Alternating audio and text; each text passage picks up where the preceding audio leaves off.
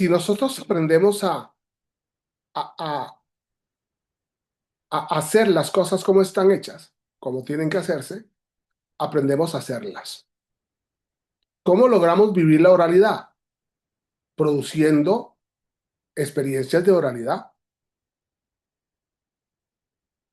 Es muy bonito esto cuando nosotros como jueces dictamos un, un auto fundado y motivado, que conforme al artículo 67, ese auto debe eh, ponerse por escrito y por escrito debe decir lo que dice en la oralidad, un asunto que tarde o temprano México tendría que cuestionárselo, porque en sistemas orales lo que hace es llenar un formato. Se dictó auto de vinculación a proceso por el delito de tal contra fulano de tal, celas tales, que lo puede llenar un auxiliar y el juez firma. ¿Y qué pasa si tengo que atacar los argumentos? Para eso está video grabado o grabado. No tiene por qué quedar por escrito. Y lógicamente, el artículo 67 que leíamos ayer es un artículo viejo, de sistemas viejos escritos y no orales. Por eso es muy importante volver a repetir que el sistema es oral, no es un principio de oralidad, no es la conveniencia de la oralidad, sino que el sistema es oral, porque es público, porque es concentrado, porque es continuo, por el principio de contradicción. Todo está ocurriendo delante del juez. Y por eso México en algún momento tendrá que aprender la oralidad, vivir la oralidad, lograr cultura de oralidad para poder luego comprender que lo escrito pasa a segundo, tercero, cuarto plano. Por el momento está en primer plano. Por el momento basta entrar a una sala de vistas o de audiencias o de juicios, como quieran llamarle en México, para darnos cuenta de que el juez tiene sus papelitos, sus carpetas, su carpeta administrativa y, como hemos dicho muchas veces, el secretario tiene la carpeta de investigación porque está dictando el auto o la sentencia. Estamos apegados a lo escrito. La trampa de la escritura, la trampa de la carpeta, la trampa del machote del formato. Bien, es un tema complejo, no es sencillo, no se adquiere de la noche a la, pero no estamos adquiriendo cultura. Estamos casi destruyendo la oralidad para suplirla, para suplantarla por la carpeta. Pero es muy interesante cuando nosotros entendemos esta realidad.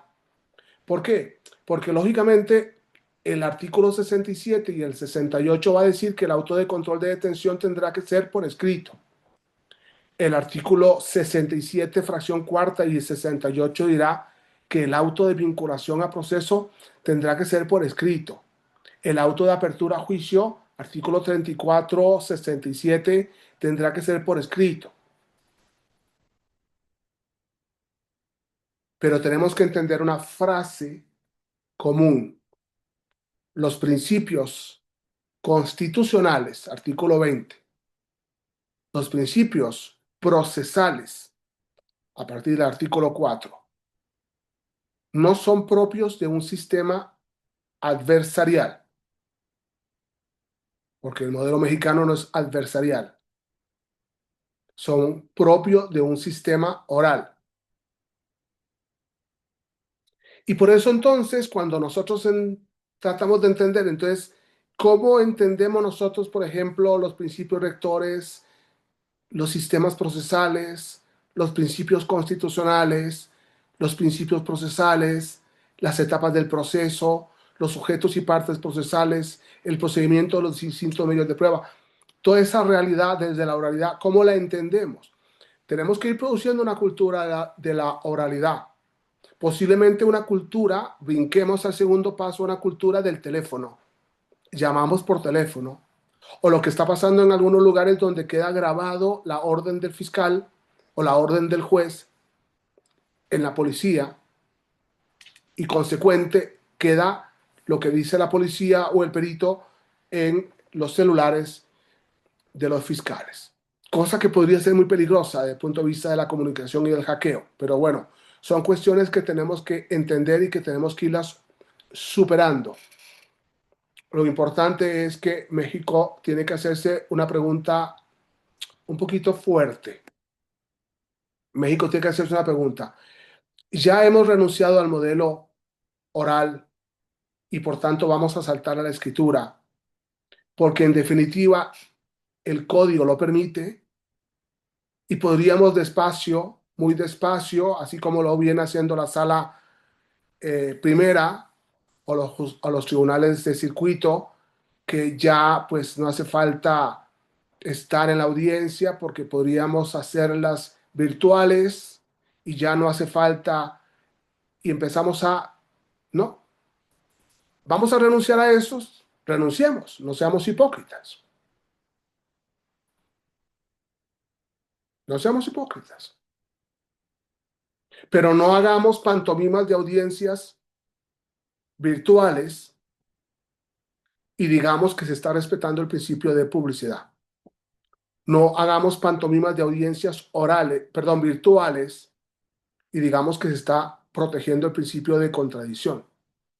No hagamos audiencias virtuales y digamos que se está respetando el principio de oralidad, de contradicción, de continuidad.